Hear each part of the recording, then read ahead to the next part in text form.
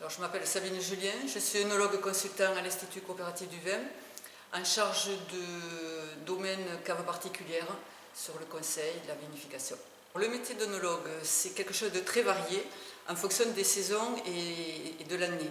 Pendant les vendanges, c'est le conseil aux vinifications, donc beaucoup de dégustations aussi, mais sur des vins en train de fermenter, en train de s'élaborer. Ensuite, sur l'hiver et le printemps, on fait tout ce qui est assemblage pour élaborer les cuvées qui seront mis à la vente.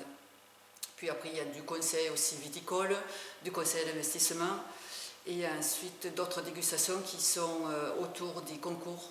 Surtout en ce moment, là, on est en plein concours agricole, présélection, et donc pas mal de dégustations.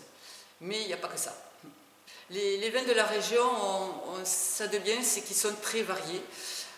On peut avoir des IGP, donc des indications géographiques protégées, qui sont les ex-vins de pays, et des AOC, AOP, appellation d'origine protégée. Du coup, ça permet d'avoir tout un panel de choix au niveau des blancs, des rosés, des rouges, et tout un panel au niveau des appellations. Les vins de la région ont beaucoup évolué. Au niveau qualitatif, ça a démarré avec des sélections sur les parcelles, au niveau des vinifications, avec une technologie de plus en plus pointue. Faire élaborer des vins qui correspondent à des cahiers des charges aussi. On ne fait plus un vin pour le vendre comme ça, on fait un vin qui correspond à ce que veut l'acheteur et à ce que veut le consommateur. Donc ça, c'est un énorme progrès et ça fait partie de l'évolution au niveau qualité. Les vins de Languedoc-Roussillon aussi ont leur heure de gloire et leur heure de mode. Au niveau de Paris, les AOC de la région sont montés dans les restaurants, il y a eu des animations et ils plaisent beaucoup parce qu'il y a un excellent rapport qualité-prix sur ces vins-là. L'avantage, c'est que ça s'étend pas mal un peu partout. Il y a des animations autour du vin, le vin sur Béziers, les estivales, les jeudis du vin.